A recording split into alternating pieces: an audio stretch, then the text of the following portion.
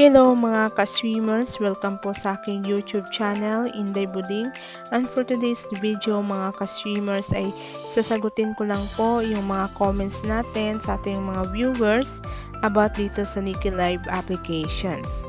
Okay, so meron dito nag-comments mga ka-streamers na kung paano daw palitan ng GCash number dito sa Niki Live applications. Okay, so yung isa naman is paano po gumawa ng club.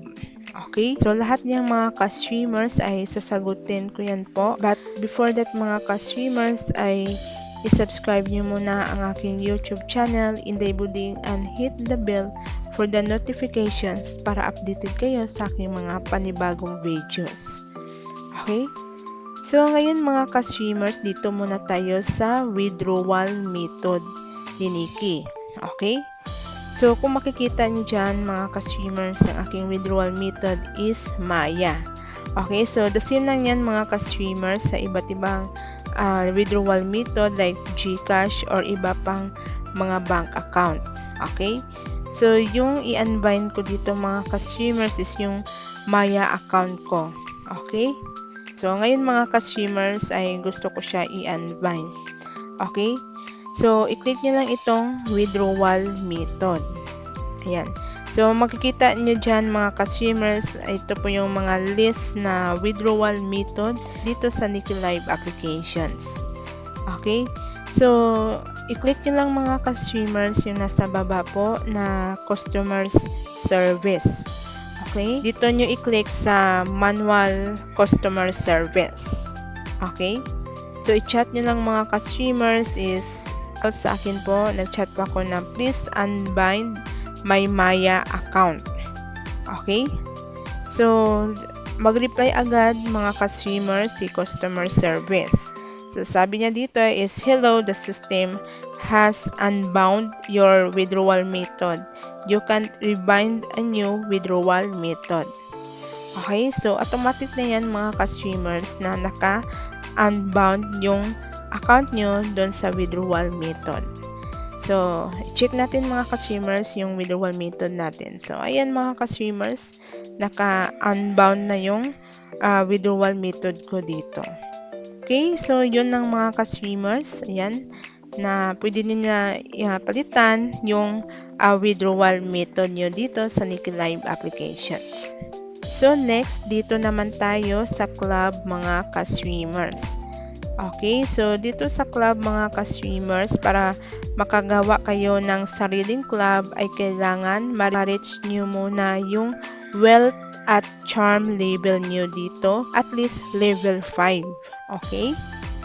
So, kapag umabot kayo dito ng level 5 mga ka-streamers, ayan, you can create your own club po. So, i-click nyo lang itong club.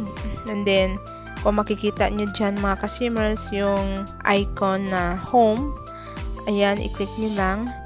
So, ayan mga ka-streamers, so, nakadepende sa inyo kung anong name ng club ang gusto mong ilagay. Okay? So, after that mga ka-streamers, ay lagyan nyo na itong photos or picture. Ayan, so nakatibindi din sa inyo kung anong picture ang ilalagay nyo dito sa inyong club.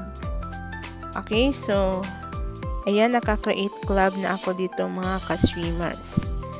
So, dito pala mga ka-streamers, may mga tasks dito sa club. Ayan. So, meron po tayo dito makukuha ng mga prestige, then mga cards at lucky gift. Ayan.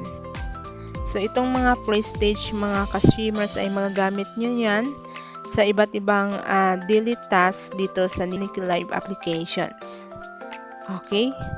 Then, dito naman sa game tasks mga ka-streamers ay may makukuha kayo dito ng queens dito sa treasure box. Okay? So, kung dito kayo naglalaro ng mga games, kadepende ito mga ka-streamers kung magkano po yung na-consume nyo na queens sa paglalaro. So, pwede din kayo dito mag-audio live. Okay? So, yung owner lang po mga ka-streamers ng club ay pwede makapag-open ng audio dito. Okay? So, yung mga members nyo po ay hindi po sila pwede makapag-open ng audio live. Okay, so yung owner lang po ng club. Ayan, so pwede kayo dyan maglalaro. Ayan. So, pero mga ka-streamers, wala po itong hourly task rewards dito sa audio. Okay, so only solo live and party live lang po ang meron na hourly bonus rewards. Okay? So, ayun lang mga ka-streamers, and share ko sa inyo about dito sa Niki Live applications. At kung meron pa po kayong mga questions, just leave your comments in this video. Okay? So, yun mga ka-streamers. Thank you for watching. Bye!